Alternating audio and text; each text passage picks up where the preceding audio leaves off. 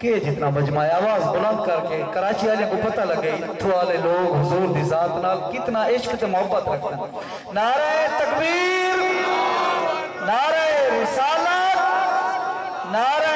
خلافت، نعرہ حیدری، نعرہ حیدری۔ ماشاءاللہ سارے یہ محفل دے معزز مہمان بھی تشریف گئے ہیں مفتی صاحب، بس آپ دی آمد کو آمن نالی 10 منٹ مہمان صاحب کو انشاءاللہ دے دیں والے انشاءاللہ مفتی صاحب دا بیان سن مفتی صاحب تشریف گئے ہیں ماشاءاللہ۔ حضرت علامہ مولانا اٹھ کے خطاب کرو،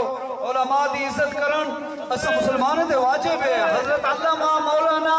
مفتی اللہ بچایا قادری صاحب، لبیک لبیک لبیک یا رسول اللہ، لبیک لبیک لبیک یا رسول اللہ، لبیک لبیک لبیک یا رسول اللہ، لبیک۔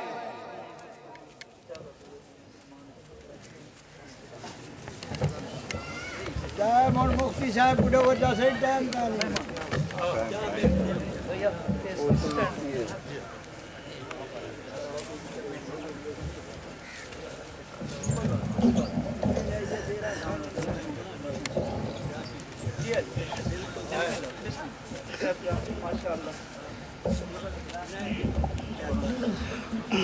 سبحان اللہ۔ محبت نات درود پاک پڑھتے ہیں۔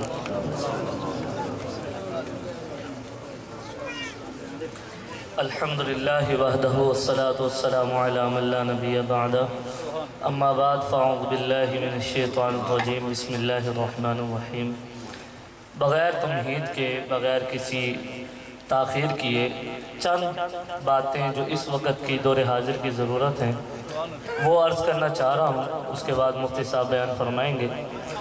رسول پاک صلی اللہ علیہ وسلم کی مبارک زندگی، آج ایک کلمیہ یہ لگا ہے کہ آقا دو نام حضرت محمد مصطفیٰ صلی اللہ علیہ وسلم کی مبارک زندگی کو ہم نے نماز، روزہ، حج، زکوٰۃ تک محدود کیا ہوا ہے، مسجدوں تک، مدارس تک، خانقاہوں تک محدود کیا ہوا ہے۔ اور یہ جو ہمارے ہاں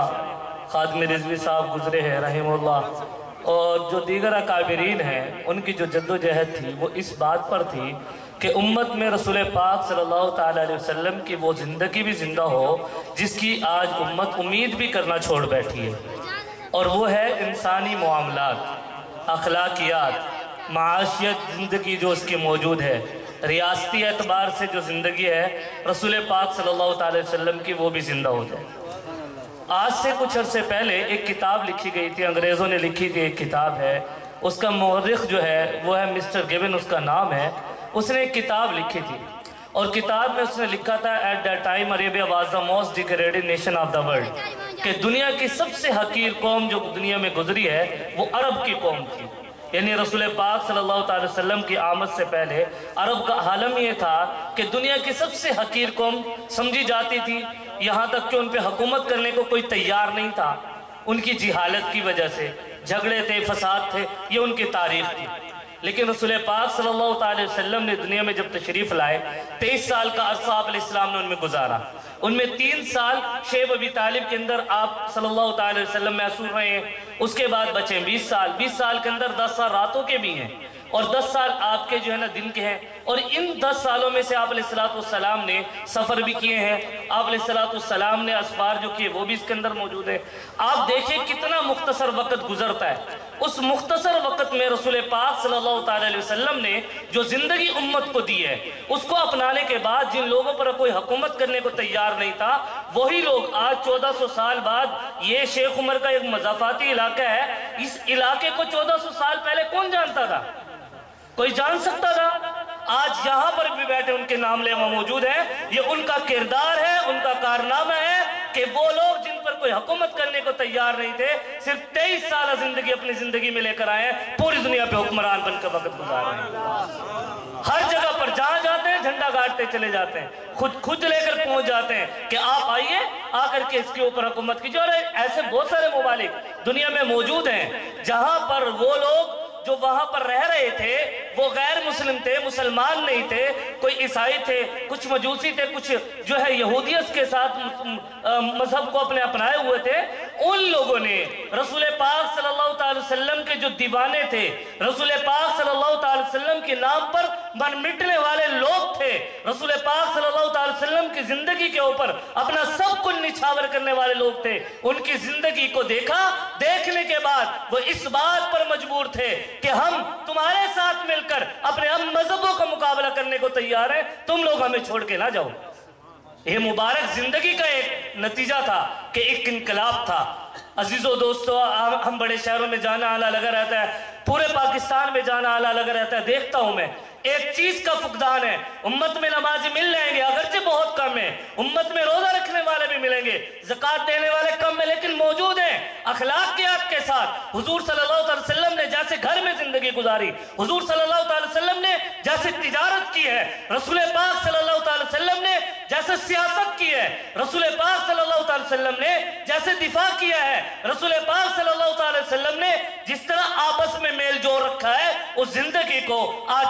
تمام کا تمام طبقہ ہے جو ہمارا موجود ہے، موجود سے پہلے والا دور تھا، وہ تمام کے تمام اس سے محروم ہیں۔ تو آج ضرورت اس بات کی ہے کہ رسول پاک صلی اللہ علیہ وسلم کی اس زندگی کو اپنائیں، اخلاقیات کو بھی اپنائیں۔ یہ جو آپ علیہ السلام کی زندگی ہے، ایک سوال آپ لوگوں سے کروں گا، بات ختم کر دوں، مجھ سے آپ کو مفصل بیان ہے کہ حضور صلی اللہ علیہ وسلم جیسا سونا کوئی آیا آ سکتا ہے؟ سب سے خوبصورت تھے، تو پھر نبی علیہ السلام جیسا چہرہ کیوں نہیں بناتے؟ سوال یہ نا، جب ان سے سونا کوئی نہیں، ان سے خوبصورت کوئی نہیں، پھر ان کا چہرہ بناتے ہوئے شرم کیسی؟ سوال دوسرا ہے، حضور صلی اللہ علیہ وسلم کی زندگی ہم سب کے لیے نمونہ ہے، آئیڈیل ہے۔ گھر کے اندر جب معاملات بگڑتے ہیں، جائیدادوں پر جب جھگڑے ہوتے ہیں، بھائیوں دست گریباں ہوتے ہیں، اس وقت میں فیصلہ کرانے کے لیے کسی گودے کے پاس جو جاتے ہیں، کبھی نبی کے در پر آئے کہ نبی کی زندگی سے اگر معاملہ بگڑ جائے تو کیسے سدھارا جاتا ہے؟ سوال ہے،